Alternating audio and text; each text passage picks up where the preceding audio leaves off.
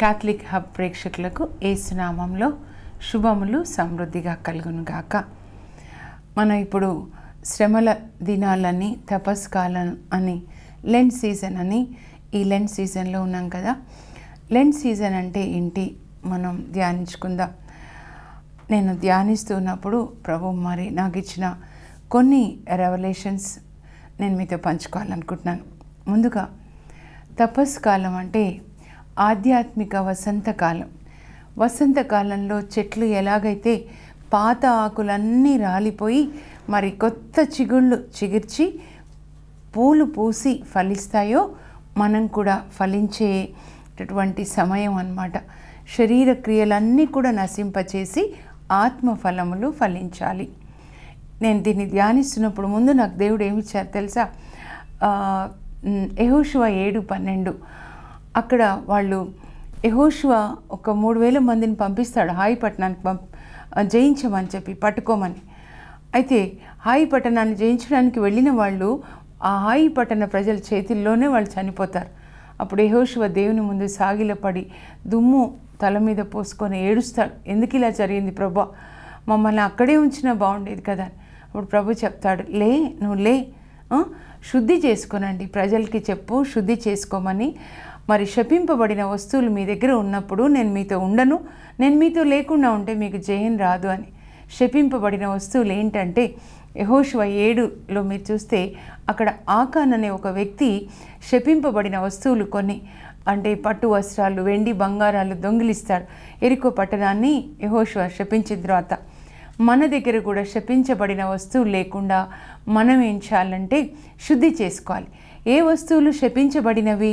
10 ఆజ్ఞలకి వ్యతిరేకంగా ద్వితీయోపదేశకాండ 27వ అధ్యాయంలో 14వ వచనం నుంచి 20 వరకు మీరు చూసినట్లయితే, ఇదిగో అన్య దేవతలతో మీరు సంబంధం పెట్టుకుంటే అది శాపమైపోతుంది అని చెప్తాడనమాట.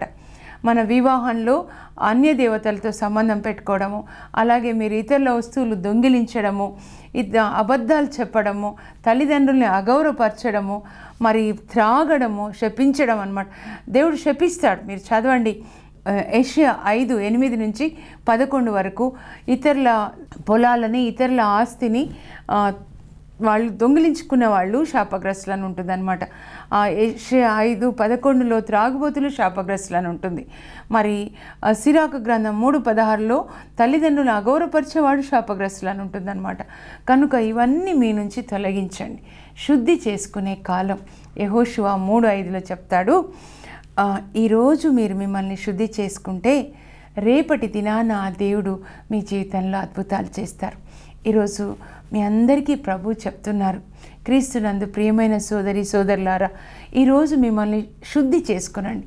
శపింపబడిన ప్రతి ఒక్క వస్తువు నుంచి కూడా 10 ఆజ్ఞలకి వ్యతిరేకంగా మనం చేసిన పాపాలన్నీ కూడా మనం దేవుని సన్నిధిలో ఒప్పుకొని ఆ శపింపబడిన వస్తువులను మనం ఎప్పుడైతే విడిచిపెడతామో అప్పుడు దేవుడు మన జీవితంలో అద్భుతాలు చేస్తారు. ప్రతిరోజు అద్భుతాలు చేస్తారు.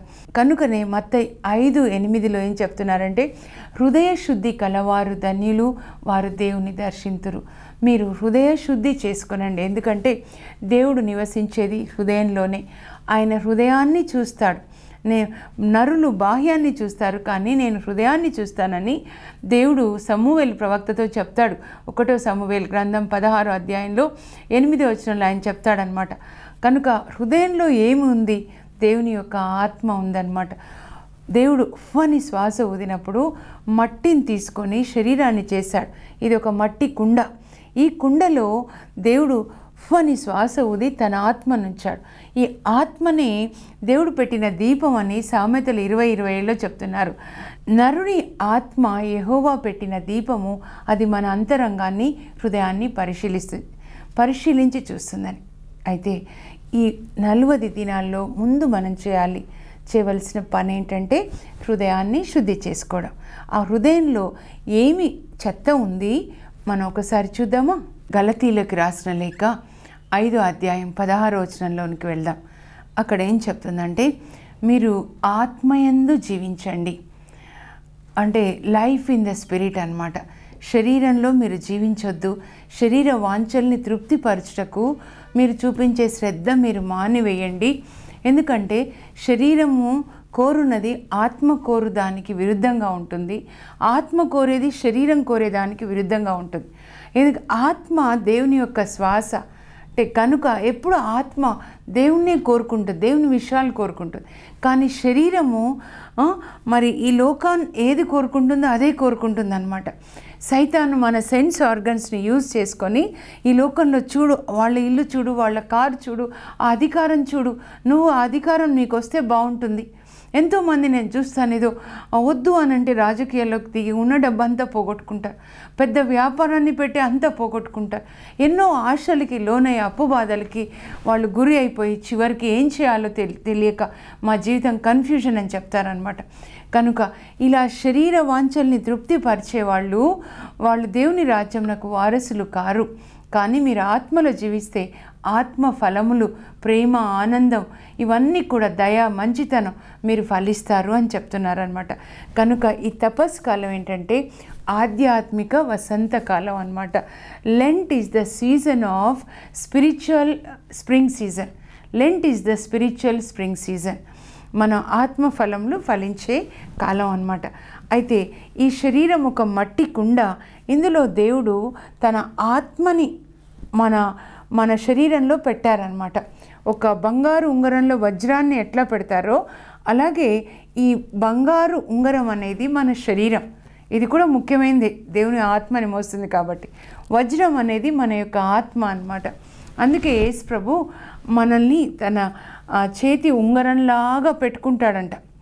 పెట్టుకొని ఆ ఉంగరము ప్రభు ఈ లోకంలో మరి నడుస్తూ ఉన్నప్పుడు, ఈ లోకంలో ఆయన సంచరిస్తూ ఉన్నప్పుడు యేసు ప్రభుని పోలుస్తారనమాట. ఒక రాజు చేతిలో ఉంగరం లాంటి వ్యక్తులు మనం అని. ఆ రాజు ఒకసారి దేశాటన అంటే దేశం అంతా సంచరిస్తున్నప్పుడు ఆ ఉంగరం జారి మరి ఆ దారి ప్రక్కన ఉన్నటువంటి మురికి కుంటలో పడిపోయిందండి. అప్పుడు ఆ ఉంగరం కొరకు రాజు ఆ మురికి గుంటలోనికి దిగి ఆ ఉంగరాన్ని తీసుకొని దాన్ని మళ్ళీ శుద్ధి చేసి తన చేతికి మళ్ళీ ఉంగరాన్ని పెట్టుకున్నాడు అనమాట. మనమే ఆ పడిపోయిన ఉంగరం అన్నమాట. ఆ మురికి, పాపం అనే మురికి గుంటలో పడిపోయాం.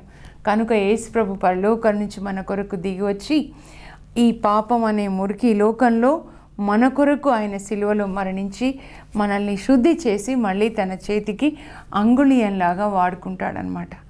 డైమండ్ లాంటిది అనమాట ఆత్మ. అయితే ఈ ఆత్మని దేవుడు మన హృదయంలో ఉంచారు. అందుకే సామెతలు 4:23లో మీ హృదయం జాగ్రత్త, మీరు దేవుని ఆజ్ఞలన్నీ పాటించి హృదయాన్ని జాగ్రత్తగా పెట్టుకుంటే ఆ దేవుని ఆజ్ఞలు మీ శరీరానికి, మనసుకి, ఆత్మకి కూడా సంపూర్ణ ఆరోగ్యాన్ని ఇస్తాయి అని అక్కడ ఆ సామెతల గ్రంథాన్ని రచించిన గ్రంథకర్త చెప్తున్నాడు. మరి ఇప్పుడు మనం ఇక్కడ చిన్న చార్ట్స్ లాగా చూద్దాం. చూడండి, ఇప్పుడు మన హృదయ శుద్ధి చేసుకోవాలి ఈ 40 డేస్లో అన్నమాట. ఈ హృదయంలో ఏముంది? మనిషి శరీరం ఇది మనస్సు, ఇదేమో ఆత్మ హృదయంలో పెట్టారు. ఈ 3 అన్నమాట. మనకి శరీరం మట్టి కుండ.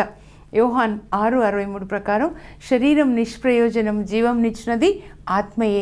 నేను మీతో చెప్పిన మాటలు ఆత్మయు జీవం నయున్నవి అని ప్రభు చెప్తున్నారనమాట. ఈ ఆత్మ ఇదో నరుని ఆత్మ యెహోవా పెట్టిన దీపం అని సామెతలు 20:27లో చెప్తున్నారు. అయితే ఈ దీపం ఎక్కడ పెట్టాడంటే ఆయన మన హృదయంలో పెట్టాడు. అది మన అంతరంగాన్ని పరిశీలించి చూస్తుంది.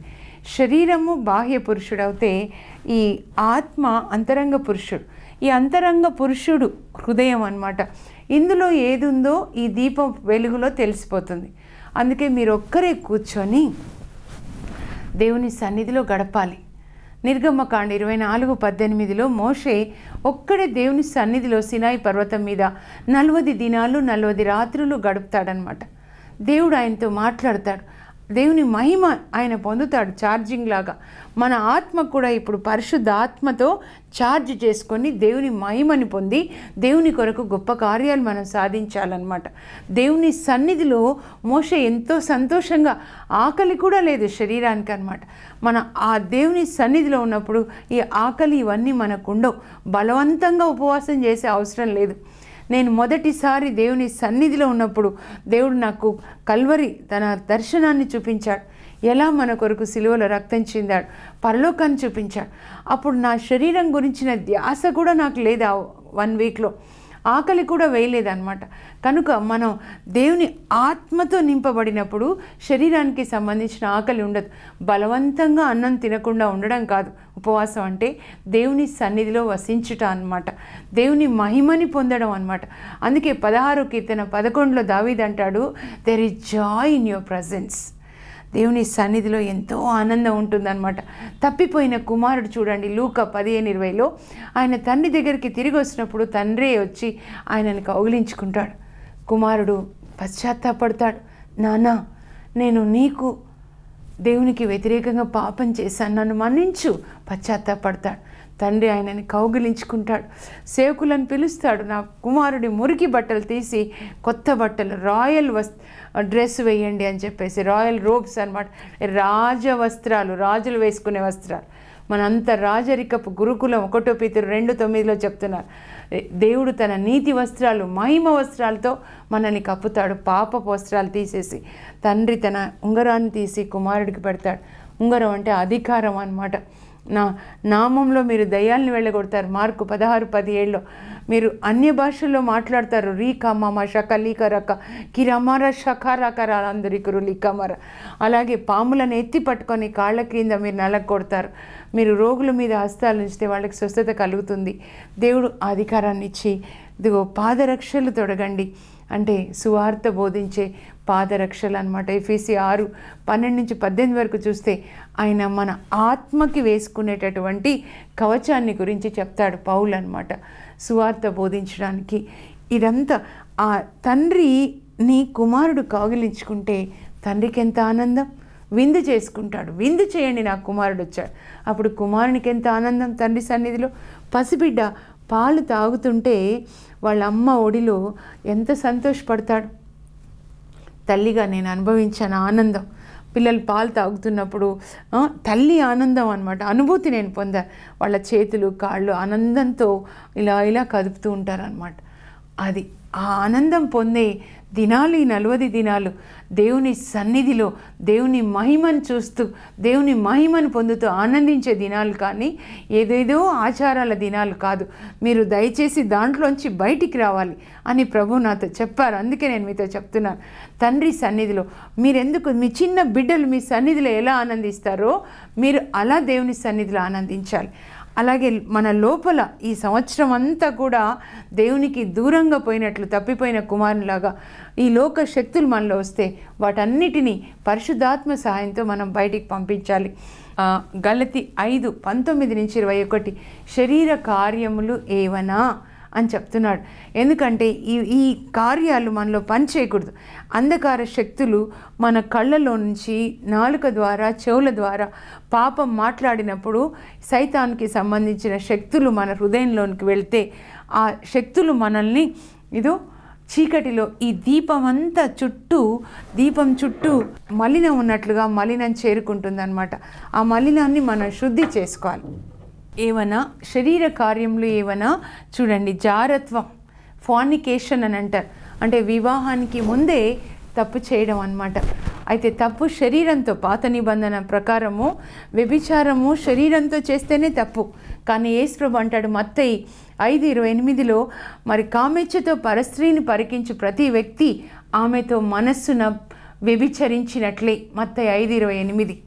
నేను మీతో ఇప్పుడు చెప్పేది ఏంటి అని అంటే కొత్త నిబంధన అన్నమాట.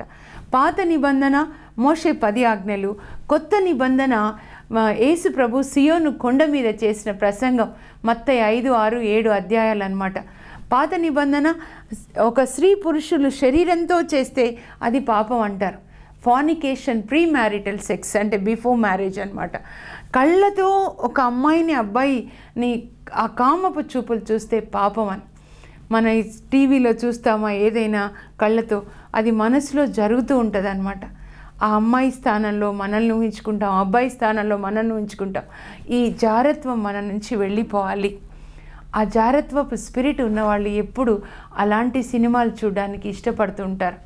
సెల్ ఫోన్ ద్వారా కానీ, కంప్యూటర్ ద్వారా, టీవీ, మూవీస్ ద్వారా కూడా ఆ జారత్వం ఉన్నవాళ్ళు ఎప్పుడు కూడా అలాంటివి అమ్మాయి అబ్బాయి మధ్య సైతాన్ ఈ లోకంలో ఎంత చూపిస్తూ ఉన్నాడు సినిమాల ద్వారా, అవి చూడడానికి ఇష్టపడతారు. ఆ జారత్వం మన నుంచి బయటికి తీసేయాలి. ఎలా? దేవుని యొక్క ఆత్మ వచ్చినప్పుడు, శక్తితో కాదు, బలంతో కాదు, నా ఆత్మకార్యం. మీ ఆత్మలో పరిశుద్ధాత్మ వచ్చినప్పుడు ఆ పరిశుద్ధాత్మ దేవుడు మనల్ని శుద్ధి చేస్తాడు. యేసు రక్తంతో, యేసు వాక్యం అనే ఖడ్గాన్ని తీసుకొని ఆయన ఈ యొక్క శక్తులన్నిటినీ బయటికి పంపిస్తాడు, అంధకార శక్తులు. నెక్స్ట్ అపవిత్రత. అపవిత్రమైనవి చూడడము, మాట్లాడడము, వినడము, అదంతా కూడా మన నుంచి వెళ్ళిపోవాలి. అలా అపవిత్రమైన దుష్టాత్మ ఉన్న వాళ్ళ నోటి నిండా బూతు మాటలు వచ్చేస్తాయన్నమాట. భయంకరమైన మాటలు వినడానికి కూడా ఇష్టపడతారు. అది బయటికి మన నుంచి వెళ్ళిపోవాలి. అపవిత్రమైనది. అదే గాంధీ గారు బైబిల్ చదివి చెప్పారు, చెడు అనవద్దు, వినవద్దు, కనవద్దు అని చెప్పి. విగ్రహారాధన. ఏంటి విగ్రహాలు? ఇవే విగ్రహాలు అంటే హృదయంలో ఉన్నవి అన్నమాట, బయట ఉన్నవి కాదు. ఒకసారి మార్టిన్ లూథర్ గారు చెప్తారనమాట, ఏదో మేము ఆ చర్చిలోకి వెళ్ళి అక్కడ స్వరూపాలన్నీ పగలగొట్టేసి వచ్చామనంటే, మీరు ఆ ఒక మనుషులు చేసిన వాటిని ఈజీగా పగలగొట్టవచ్చు, అవి మట్టితో చేసినవి, హృదయంలో ఉన్న వాటిని పగలగొట్టుకోండి అని చెప్తాడు. ఏంటి ఆ విగ్రహాలు? కొలొస్సీ 3:5లో ఏం చెప్తాడంటే పౌలు, ధనాశ విగ్రహారాధనకు మరొక పేరు అంటాడనమాట. ధనాశ అన్ని అనర్థాలకి మూలమని 1 తిమోతి 6-10 వరకు చెప్తాడు పౌలు తిమోతికి. ఒక బిషప్కి లెటర్ రాస్తూ చెప్తాడు, నువ్వు ఒక బిషప్గా తిమోతి నువ్వు ధనాశని కలిగి ఉండొద్దు, ఒక దైవ సేవకుడిగా ధనాశని కలిగి ఉండొద్దు. ఎందుకంటే ధనము, ద్రవ్యము ఒకే హృదయంలో ఉండవు. మీరు జ్ఞాపకం పెట్టుకోండి. ఇప్పుడు నిజంగా నాకు అనిపిస్తూ ఉంది, అపోస్తులు అందరూ కూడా వాళ్ళ జీవితాలని ప్రభువుకి ఇచ్చారు. దైవ సేవకులు వాళ్ళ జీవితాలు చదివినట్లయితే దేవుని కొరకు ప్రాణాలను అర్పించారు. కానీ మరి ఇప్పుడు మనం ఎలా ఉంటున్నాం? మనల్ని పరిశీలించుకోవాలి. ధనాశ కావచ్చు, మన శరీరమే కొన్నిసార్లు మనకి విగ్రహం అవుతుంది అన్నమాట. ఈ హృదయంలో ఉన్న విగ్రహాల్ని మనం బయటికి పంపించాలి. శత్రుత్వం ఉండకూడదు. కొంతమంది లోకం అందరితో మాట్లాడతారు, సొంత అన్న సొంత తమ్ముడితో శత్రుత్వం పెట్టుకుంటారు. దైవ సేవకుల్ని కూడా నేను చూశాను, పెద్ద సేవ చేస్తారు, కానీ సొంత చెల్లెలతో, సొంత తమ్ముడితో వాళ్ళు మంచి మాటల్లో ఉండని వాళ్ళని, బ్రదర్స్ని, సిస్టర్స్ని కూడా చూశాను. వద్దు, అది దేవుని నుంచి వచ్చినది కాదు. శత్రుత్వం దేవుని నుంచి వచ్చినది కాదు. కీర్తన 133లో 1-6 వరకు కీర్తనకారుడు చెప్తున్నాడు, సోదరులెల్లరూ ఐక్యమత్యంతో ఉండుట ఎంతో రమ్యమైనది, ఎంతో మధురమైనది. అది అహరోను తల నుండి కారుచున్న అభ్యంగన తైలం లాంటిది, హెర్మోను కొండపై కురిసే మంచు లాంటిది. ఆ చోట దేవుడు తన దీవెనలు కుమ్మరిస్తారు. ఈరోజు అందరితో సమాధాన పడండి. మీరు దూరదేశంలో ఉంటే ఫోన్ చేసి సమాధాన పడండి. ఈ తపస్సు కాలం సమాధాన కాలంగా తీసుకోండి. మీరు తగ్గించుకుంటే దేవుడు మిమ్మల్ని హెచ్చిస్తారు. ఆది కాండంలో చూడండి, మొదటి గ్రంథంలో అబ్రహాము, ఇస్సాకు, యాకోబు, యోసేపుల జీవితాలు ఆది కాండం 12-50 అధ్యాయం వరకు ఇవ్వబడింది. అంటే మొత్తం కుటుంబాలు ఎలా ఉండాలి. ముందు కుటుంబాల గురించి చెప్పిన తర్వాత దేవుడు చట్టాన్ని ఇచ్చారు. నిర్గమకాండంలో కుటుంబాల్లో ప్రేమ. యోసేపు తన అన్నయ్యలు ఎంతగా మన్నించాడు, వృద్ధుడైన తండ్రిని ఎంతగా చూసుకున్నాడు. మనం కూడా అలా మన్నించి సమాధాన పడాలి. ఈరోజు సమాధాన పడండి. ఎంతైనా మీ రక్తం పంచుకొని పుట్టిన వాళ్ళు, మిమ్మల్ని కన్న తల్లిదండ్రులు, అలాగే మీరు కన్న పిల్లలు, అందరితో మీరు సమాధాన పడండి. శత్రుత్వము, కలహాలు. కొంతమంది ఊరికే పోట్లాటలు పెట్టుకుంటారు. ప్రార్థనకి పోయి వస్తారు, ఉపవాసం చేస్తారు, ఉపవాస ప్రార్థన, కన్నీటితో ప్రార్థిస్తారు, దేవుని స్తుతిస్తారు, ఇంటికి రాగానే పోట్లాటలు పెట్టుకుంటారు. అలాంటిది వద్దు. ఆ కలహించే దుష్టాత్మ మీలో ఉన్నప్పుడు ఊరికే వస్తాయి. కొన్నిసార్లు మీకే ఆశ్చర్యం వేస్తుంది, ఎందుకు పోట్లాడారంటే మీరు కాదు, మీలో ఉన్న శక్తి అనమాట. అందుకే పౌలు అంటాడు, నాలో ఇంకొక శక్తి పనిచేస్తుంది, అందుకే నేను ఏది చేయొద్దు అనుకుంటున్నానో అది చేస్తున్నాను, ఏది చేయాలనుకుంటున్నానో అది చేయలేకపోతున్నాను అంటాడు. రోమా 7లో ఆయన 14 మీరు చదివినట్లయితే, నేను చేయాలనుకున్న చేయలేకపోతున్నాను, ఎందుకంటే నాలో ఇంకొకటి, నేను చేయాలనుకున్నది చేయకుండా వద్దు అనుకున్నది చేస్తున్నా అంటే నేను కాక నాలో ఇంకొక శక్తి పనిచేస్తుంది. ఈ పాపం నుంచి ఎవరు నన్ను విడిపిస్తారు? యేసుక్రీస్తు నన్ను విడిపిస్తాడు అని చెప్తాడనమాట. కనుక మన యేసుక్రీస్తుని మన హృదయంలోనికి ఆహ్వానించాలి. అందుకే ఆయన మన హృదయ ద్వారం దగ్గర నిలబడి తలుపు తడుతూ ఉన్నాడు. ఎవరైనా ఆయన స్వరాన్ని విని తలుపు తీస్తే వాళ్ళలోకి వస్తాడు. ఇప్పుడు యేసు ప్రభుని మన హృదయంలోనికి ఆహ్వానించే సమయం అన్నమాట. అంతేకాని ఆచారాలు కాదు, అవన్నీ మీరు విడిచిపెట్టండి. మీరు హృదయాన్ని శుద్ధి చేసుకోండి. కలహించే ఆత్మ వద్దు.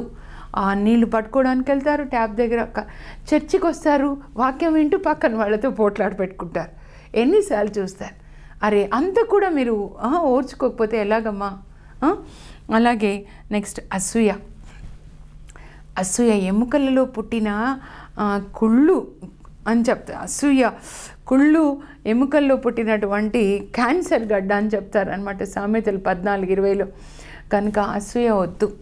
అసూయ ఎవరికి ఉంటే వాళ్ళకి ఎక్కువ నష్టం కలుగుతుంది. సౌలు మొదటి రాజు ఇజ్రాయెల్ ప్రజలకి. మరి దావీదుని చూసి అసూయ పడతాడు. వాళ్ళు యుద్ధాన్ని నుంచి వస్తుంటే స్త్రీలు వాళ్ళిద్దరినీ మరి ఆహ్వానిస్తూ అంటే స్వాగతం పలుకుతూ సౌలు 1000 మందిని చంపాడు, దావీదు 10,000 మందిని చంపాడు కనుక అని వాళ్ళు స్వాగతం పలుకుతూ ఉంటే ఈయనలోకి ఆయనకు తెలియకుండా అసూయ అనేటటువంటి అపవిత్ర ఆత్మ వెళ్ళిపోతుందన్నమాట. కనుక అంటే మనం ఇతరులను చూసి అసూయ పడగానే అసూయ అనే పిశాచి మనలోకి వెళ్ళిపోతుంది అనమాట. ఆ తర్వాత చూడండి, సౌలుకి దుష్టాత్మ సోకినప్పుడల్లా దావీదు మరి సితార తీసుకొని దేవుని స్తుతిస్తే ఆయనకు విడుదల కలుగుతుంది. కానీ చివరికి ఏం జరిగింది? మీరు 1 సమూయేలు గ్రంథం చివరి అధ్యాయం 30వ అధ్యాయం మీరు చదివినట్లయితే సౌలు అతని 3 కుమారులు ఫిలిస్తీన్ల చేతిలో ఘోరంగా సౌలు అయితే ఆత్మహత్య చేసుకుంటాడు. కొడుకులు చంపబడతారు. వాళ్ళ వస్త్రాలు తీసేసి నగ్నంగా వాళ్ళని ఫిలిస్తీన్లు వాళ్ళ నగర ద్వారాలకి వాళ్ళ యొక్క శరీరాల్ని తలలు నరికేసి మొండాల్ని వేలాడగడతారు. చూడండి ఎంత స్థితికి ఆయన దిగజారిపోతాడు. అసూయ పడకుండా దేవుడు మన సొంత వాళ్ళకి లేదా ఎవరికి ఏది ఇచ్చినా ప్రభువా నీకు వందనాలని చెప్పండి. ఇతరులకు ఏది ఇస్తే మీరు వందనాలు చెప్తే ఒకరోజు మీకు కూడా ఇస్తారు. ప్రభు అందరినీ ప్రేమిస్తున్నాడు. ఆయన ఎవరి సమయంలో వాళ్ళకి ఇస్తాడు. మీకు ఇచ్చే సమయంలో మీకు ఇస్తాడు. మీ అన్నయ్యకి ఇచ్చే సమయంలో అన్నయ్యకి ఇస్తాడు. అన్నయ్యని చూసి మీరు అసూయ పడకూడదు. మీరు తోడుగా నిలబడండి. మీకు ఇచ్చే సమయం వచ్చినప్పుడు మీకు కూడా ఇస్తాడు. అలాగే మరి ఇంకా విందులు వినోదాలు, త్రాగుబోతుతనం, త్రాగుడుతో కూడిన విందులు వినోదాలు అన్నమాట. అవి ఉండకూడదు. తాగకూడదా? ఎందుకు తాగకూడదు అని చెప్పేసి అడుగుతూ ఉంటారు. జీసస్ కూడా తాగారు కదా కానా పెళ్ళిలో అంటారు. పెళ్ళికి వచ్చిన వాళ్ళందరికీ ఇచ్చారు. మీరు కానా చూసినట్లయితే అంత ద్రాక్ష తోటలే ఉంటాయన్నమాట. అందుకే వేగుల వారిని మోషే పంపించినప్పుడు వాళ్ళు ఒక కర్ర మీద ఏం మోసుకొస్తారు? పెద్ద ద్రాక్ష గుత్తిని మోసుకొని వస్తారు. ద్రాక్ష కాయలు అనమాట. ఎంత ద్రాక్షలు! నేను మొన్న ముత్తంగి వెళ్తే ఫాదర్ బెన్నీ గారు అక్క, నేను నార్త్కి వెళ్తే వాళ్ళు అక్కడ ఫాదర్ నాకు ట్రైన్ నిండా ఏదో ద్రాక్షలు ఇచ్చారక్క, గ్రేప్స్ తినండి అని పెడితే చాలా బాగున్నాయి. అప్పుడు మేము అనుకున్నాము, అబ్బా వాళ్ళు కూడా ద్రాక్ష గుత్తి తీసుకొని వచ్చారు కదా మోషే పంపిస్తే వేగులవారు అని చెప్పి. అక్కడ వివాహానికి వచ్చిన అందరికీ అంటే చిన్నపిల్లలకి, స్త్రీలకి, పురుషులకి అందరికీ ముందు రాగానే మర్యాద కోసం వాళ్ళు ద్రాక్ష రసం ఇస్తున్నారనమాట, మనకి కూల్ డ్రింక్స్ ఇచ్చినట్లుగా. కనుక అందరూ తాగుతున్నారు. ఇప్పుడు మీరు కూడా అది తప్పు కాదనుకుంటే మీ పిల్లలు, మీరు, మీ భార్య కలిసి తాగండి. తప్పు కాదు అనుకుంటే ఎందుకు మరి 40 days తాగడం మానేసి మళ్ళీ తర్వాత తాగుతున్నారు? అది జవాబు చెప్పండి. సైతాన్ మీటింగ్ పెడతాడంటే తెలుసా? నేను ధ్యానిస్తున్నప్పుడు పరిశుద్ధాత్మదేవుడు చెప్పారు, లెంట్ డేస్ రాకముందు మీటింగ్ పెట్టి అన్ని పిశాచులకి చెప్తాడంట సైతాన్ నరకంలో. మీకు తెలుసా లెంట్ డేస్ వచ్చేసాయి కదా ఇప్పుడు? అన్నీ తాగుబోతు పిశాచులు, అబద్ధాల పిశాచులు అన్నీ మీకు హాలిడేస్. కాబట్టి మీరు నిద్రపోండి. ఎక్కడ నిద్రపోండి? ఈ హృదయంలోనే నిద్రపోండి. మళ్ళీ ఈస్టర్ రోజున మీకు మళ్ళీ వర్కింగ్ డేస్ మొదలవుతాయి. అప్పుడు మళ్ళీ మీరు మీ పని మొదలు పెట్టండి అని చెప్తే అవన్నీ లోపల నిద్రపోతూ ఉంటాయన్నమాట. లేకపోతే 40 days తాగకుండా తర్వాత తాగడం ఏంటి? ఒక కన్యపిల్ల కన్యత్వాన్ని ఒక్కసారి పాపం చేస్తే కోల్పోతుంది, మళ్ళీ రాదు. ఎక్కడైనా 40 days మాత్రమే 10 ఆజ్ఞలు పాటించండి అని ఉందా? లేదు కదా. కనుక ఆ త్రాగుడు నుంచి బయటపడాలి. అది మంచిది కాదు, మిమ్మల్ని నాశనం చేస్తుంది. ఎఫీసీ 5:18 పౌలు చెప్తాడు, ఎఫీసీలతో మద్యపానంతో మత్తిల్లకండి బిడ్డలారా, అది మిమ్మల్ని నాశనం చేస్తుంది. దానికి బదులుగా ఆత్మపూరితులు కండి, కీర్తనలతో, పాటలతో, స్తుతి గీతములతో దేవుని స్తుతించండి. మీరు ఏది పాడినా, తిన్నా, త్రాగినా దేవుని మహిమ కోసం చేయండి అని చెప్తున్నారు. ప్రభా, నీ మహిమ కోసం నేను ఈ సీసా తాగుతా అని తాగుతారా మీరు చెప్పండి? మహిమ కోసం నా భార్యను కొడతా అని చెప్తారా? కాదు కదా. కనుక మీరు ప్రయత్నం చేయండి, పరిశుద్ధ ఆత్మదేవుడు మీకు సహాయం చేస్తారు. మీకు కష్టంగా అనిపించవచ్చు, నాకు తెలుసు అది బయటికి రావాలంటే కష్టమని. నిజంగా త్రాగేవాళ్ళు మంచి, వాళ్ళ హృదయం చాలా బాగుంటుంది. వాళ్ళు దాని నుంచి బయటపడి పరిశుద్ధాత్మని పొందితే మామూలు వాళ్ళకంటే వాళ్ళు చాలా మంచి మనసు కలిగి ఉంటారు. వాళ్ళ భార్యలు కూడా కొంచెం ప్రార్థించి, పరిశుద్ధాత్మదేవ నా భర్తలో నుంచి ఈ యొక్క త్రాగుడు పిశాచిని తీసేయండి అని ప్రేమగా మీ భర్త పడుకున్నప్పుడు, నిద్రపోతున్నప్పుడు మీరు ప్రార్థన చేయండి. పరిశుద్ధాత్మ వచ్చినప్పుడు ఇవన్నీ కూడా వెళ్ళిపోతాయి. 1 కొరింథీ 13:10 పౌలు చెప్తున్నాడు, సంపూర్ణమైన ఆత్మ వచ్చినప్పుడు అసంపూర్ణమైంది వెళ్ళిపోతుంది. మీరు మీ భర్తని ప్రేమించండి, అప్పుడు దేవుడు కూడా మీ భర్తను ప్రేమించి ఆయనని బాగు చేస్తాడు. మీరు కూడా ప్రయత్నం చేయండి. ముందు కొంచెం కూల్ డ్రింక్స్ తాగండి, ప్రార్థనకి వెళ్ళండి, మీ పిల్లల్ని భార్యను తీసుకొని అలా బయటికి వెళ్ళండి, హోటల్కి వెళ్ళండి. అదే డబ్బుతో అందరూ కలిసి ప్రేమగా ఉండండి, ప్రేమగా తినండి. ఇంకా అది చాలా మంచిది. ఆ తర్వాత మాత్సర్యం అంటే హీబ్రూ బైబిల్లో ఏముంటుందంటే చెడు కండ్లు అని ఉంటుందన్నమాట. అంటే మనకి చెడు కండ్లు ఉండకూడదు. ఎవరిని చూసినా ఆ చెడు కళ్ళతో చూడకూడదు. నన్ను మీరు చూసినప్పుడు యేసు ప్రభు యొక్క బిడ్డ కనుక ఈమె నా సోదరి అని చూడండి. నేను మిమ్మల్ని చూసినప్పుడు అలాగే చూస్తాను. నేను 97 నుంచి మరి సేవకి దేవుడు నన్ను పిలిచారు క్యాథలిక్ చర్చిలో. అనేక మంది ఫాదర్స్తో మరి దేవుని కృప వలన క్యాథలిక్ చర్చిలో ఆంధ్రప్రదేశ్లో ఉన్న అన్ని జిల్లాలకి ప్రభు నన్ను తీసుకెళ్లారు, తిరుపతితో సహా. ఇక్కడికి వెళ్ళలేదు అని అన్ని చోట్లకి, అటు శ్రీకాకుళం నుంచి ఇటు తిరుపతి, చిత్తూరు, ఎక్కడెక్కడ తీసుకుంటారో ఆదిలాబాద్, అన్ని చోట్ల తీసుకెళ్లారు. కానీ పరిశుద్ధాత్మ వచ్చిన తర్వాత అంతకుముందు కూడా ఫాదర్లను చూస్తే ఈయన యేసుప్రభు యొక్క ప్రియమైన శిష్యుడు, యేసుప్రభు సేవకుడు, యేసుప్రభువే అని చూస్తాను. అందువల్ల నాకు ఎప్పుడు శోధన అనేది ఎప్పుడు రాలేదు. నాకు అసలు అర్థం కాదు. ఎవరితో నేను మాట్లాడినా ప్రార్థించినా కూడా యేసుప్రభు యొక్క బిడ్డ, నా తండ్రి బిడ్డ కాబట్టి నా సోదరుడు. అలా అని మనం ఎవరిని చూసినా ఆ మంచి చూపు మనలో రావాలన్నమాట. చెడు చూపులు మనకి వద్దు. ఆశ్చర్యం అంటే అదే, కక్షలు, వర్గతత్వం ఇవన్నీ కూడా బయటికి వెళ్ళాలని మనం ప్రభుని అడగాలి. వర్గతత్వాలు, ఎంతమంది కులాలు, మీ కులం ఏంటి, మీ భాష ఏంటి, ఆంధ్రప్రదేశ్ గురించి కూడా నాకు చాలా బాధగా ఉంది. ప్రభా, ఎఫీసీ 1:10 నువ్వు చెప్పావు ప్రపంచాన్ని ఒక కుటుంబంలా చేయాలని నీ యొక్క ప్లాన్, కనుక మేము సమాధానంగా జీవించాలి ప్రభా అని చెప్పేసి నేనైతే ప్రార్థన చేస్తున్నాను. ప్రభా, మేము ఆంధ్రప్రదేశ్ ఎంతో అందంగా ఉంటుంది. ఒక సోదరుడు నాతో ట్రైన్లో ప్రయాణం చేస్తూ చెప్పాడక్క, ప్రపంచ పటంలో సారే జహాన్ సే అచ్చా మన భారతదేశం ఎంత అందంగా ఉంటుంది, అందులో మన ఆంధ్ర రాష్ట్ర మ్యాప్ ఎంత బాగుంటుంది అక్క. ఇప్పుడు ముక్కలైతే నేను ఊహించుకోలేకపోతున్నాను. అప్పుడు నా హృదయం కూడా ముక్కలైపోయినంత బాధగా ఉందన్నమాట. అయినా మన అందరం, ప్రపంచం అంతా ఒకే తండ్రి, పరలోక తండ్రి బిడ్డలం మనం. వాళ్ళు పరమాత్మ అని పిలిచినా, అల్లా అని పిలిచినా, పరలోక తండ్రి అని పిలిచినా అందరికీ ఒకే తండ్రి, మనందరం ఆయన బిడ్డలు. కనుక ఈ వర్గతత్వాలు వద్దు. నేను విన్నాను, ఒక సోదరి మన ఇంటికి వచ్చినప్పుడు చెప్తా ఉన్నాడు అనమాట. ఒక సోదరుడు ఇంటికి వచ్చినప్పుడు చెప్తా ఉన్నాడు, వాళ్ళ భార్య ఈ సంఘాన్ని విడిచిపెట్టి ఇంకో సంఘానికి వెళ్ళిపోయి కూతురు పెళ్ళి అవుతుంటే కూడా చర్చిలోకి రాలేదంట. వాళ్ళ సంఘ కాపర్ చెప్పాడంట, ఏంటంటే మన సంఘం వాళ్ళు తప్ప ఇంకెవరు పరలోకానికి వెళ్ళరని. ఇలాంటి గుడ్డి సంఘ కాపర్లు ఉంటే దేవునికి మహిమ కలగదు. యేసు ప్రభు లోక రక్షకుడు, తప్పిపోయిన దాన్ని వెతికి రక్షించడానికి వచ్చాడు.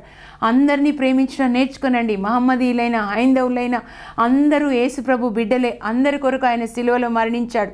మీరు నీతిమంతులు అనుకుంటే ఆయన నీతిమంతుల కొరకు రాలేదు. ఆయన తప్పిపోయిన దాన్ని వెతికి రక్షించడానికి, పాపులని పిలవడానికి వచ్చాడు. అందుకే పరిసయ్యులు అడుగుతారు యేసు ప్రభుని. మత్తయి సువార్త 9వ అధ్యాయంలో మీరు చూసినట్లయితే 9:9 అక్కడ మీరు చూస్తే, ఏంటి మీ గురువుగారు పాపులతో తింటున్నారు? అప్పుడు ప్రభు చెప్తారు, అవును, నేను పాపుల కొరకే వచ్చానని చెప్తాడు. మీరు చాలా అలాంటివి నేను నమ్మలేకపోయినాను. సొంత కూతురు పెళ్ళి అవుతుంటే ఆమె ఒక సంఘానికి వెళ్తుంది. అదే ముందు ఉన్న సంఘంలోనే భర్త పిల్లలు అందరూ ఉన్నారు.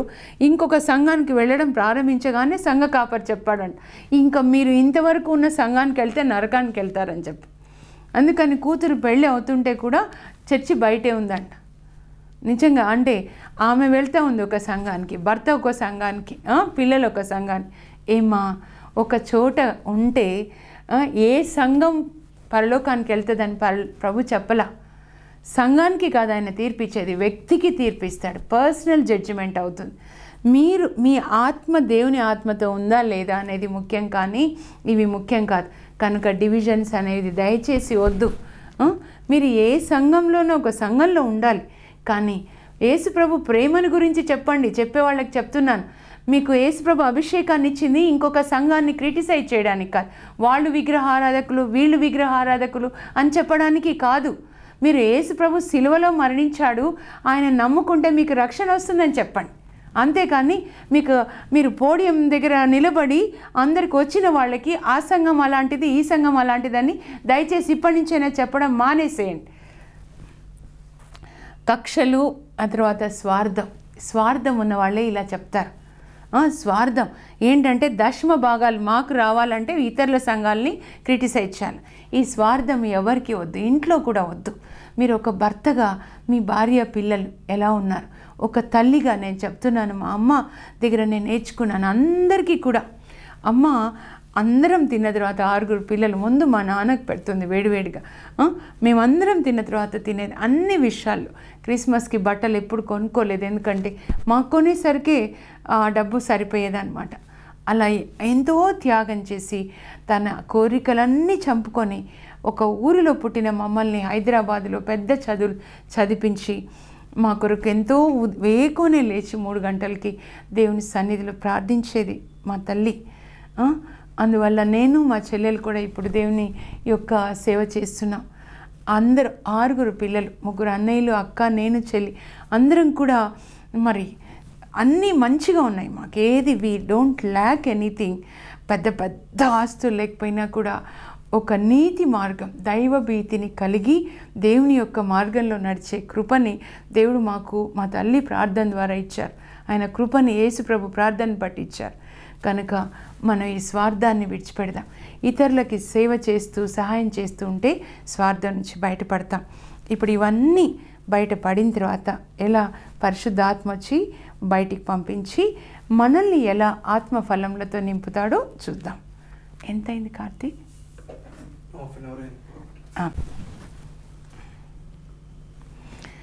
ఇప్పుడు ఇవన్నీ విగ్రహాలు, అంధకార శక్తులు మన హృదయంలో చేరుకున్నప్పుడు హృదయము చీకటిగా ఉంటుంది. కానీ ఒక దీపం చుట్టూ గ్లాస్ ఎలా శుద్ధి చేస్తామో, ఆ దీపానికి నూనె ఎలా పోస్తామో, పరిశుద్ధాత్మ, దేవుని యొక్క వాక్యం, ప్రార్థన, ఇతరులకి మేలు చేయడం, అలాంటి వాటి ద్వారా దీపాన్ని వెలిగించాలి. అందుకే మీలో ఉన్న ఆత్మని ఆర్పకుడి అంటాడు పౌలు 1 తెస్సలోనిక 5:19 మీరు చదివితే. ఆత్మని ఆర్పొద్దు అని చెప్తున్నాడు. యేసు ప్రభు కూడా మీ దీపములను వెలుగుచుండనిండు అంటాడనమాట. లూకాసు వార్త 12వ అధ్యాయంలో మీరు చూసినట్లయితే ఆరిపోకుండా మనం చూసుకోవాలి. అప్పుడు పరిశుద్ధ ఆత్మని మన హృదయంలోనికి ఆహ్వానించి ఇవన్నీ నాలోంచి తీసేయి అని చెప్పాలి. మీరు ఒక్కరుగా కూర్చొని మీ ఆత్మ ఎలా ఉందో మీరు చూసుకోనండి. ప్రభా, నాలో స్వార్థం ఉంది. ఎలా మీరు ఒక ఇంట్లో ఉన్నప్పుడు ఒక వస్తువు ఉన్నప్పుడు అది నాకు కావాలి అంటే స్వార్థం ఉన్నట్లే కదా. సిన్, SINలో ఐ పెద్దగా ఉండకూడదు. ఆ ఐ తగ్గిపోయి నేను తగ్గిపోయి SON 0 అయిపోతే సన్ జీసస్ వస్తారనమాట. ఇతరులకి మనం షేర్ చేసుకుంటా ఉన్నప్పుడు మనకి ఏదైతే కలిగి ఉన్నామో ఇంట్లో కావచ్చు లేదా పనిచేసే చోట సంఘంలో, అప్పుడు మనలో స్వార్థం తగ్గిపోతుంది అన్నమాట. పరిశుద్ధ ఆత్మని ఆహ్వానించి ఇవన్నీ కూడా బయటికి పంపించమని అడుగుదాం. ప్రార్థన చేసుకుందాం. పరలోకపు మా తండ్రి, మీ పరిశుద్ధ నామమునకు స్తోత్రం కలుగునుగాక. ప్రభా, ఈ పాపపు లోకంలో జీవిస్తున్నప్పుడు తెలిసి తెలియకనైనా మా శరీరానికి లోబడి, శరీర వాంఛలకి, నేత్రాశకి లోబడి మేము పాపంలో మునిగి ఉన్నప్పుడు మమ్మల్ని జ్ఞాపకం చేసుకోండి ప్రభా. ఇదిగో మాలో ఉన్నటువంటి ఈ శరీర క్రియలన్నీ కూడా నశింప చేయమని అడుగుతున్నాం. పరలోక తండ్రి, మీ పరిశుద్ధాత్మని మాలోనికి పంపించి మా హృదయాన్ని శుద్ధి చేయండి ప్రభా. హృదయ శుద్ధి కలవారు ధన్యులు, వారు దేవుని దర్శింతురు అన్నారు. ఈ 40 దినాల్లో మా హృదయాన్ని శుద్ధి చేసుకునే కృపని మాకు దయచేయండి ప్రభా. పాపములను ఒప్పుకొనువాడు ధన్యుడు. ఆ పాపాలని ఒప్పుకొని వాటిని పరిత్యజించువాడు ధన్యుడు, వాడు దేవుని దీవెనలు పొందుతారని సామెతలు 28:13 చెప్పారు. ప్రభా, మాలో ఉన్న స్వార్థం, అసూయ, కక్షలు, వర్గతత్వం ఇవన్నీ కూడా మా నుంచి తొలగించి ఆత్మఫలములతో మమ్మల్ని నింపమని, యేసు రక్తంలో మమ్మల్ని కడగండి, యేసు వాక్యంతో మమ్మల్ని శుద్ధి చేయమని పరలోక తండ్రి యేసు నామంలో అడుగుచున్నాం తండ్రి. ఆమేన్. ఈ శరీర కార్యాల్ని జయించే కృప దేవుడు యేసుక్రీస్తు ద్వారా, పరిశుద్ధ ఆత్మ ద్వారా మీకు ఇచ్చెదరుగాక.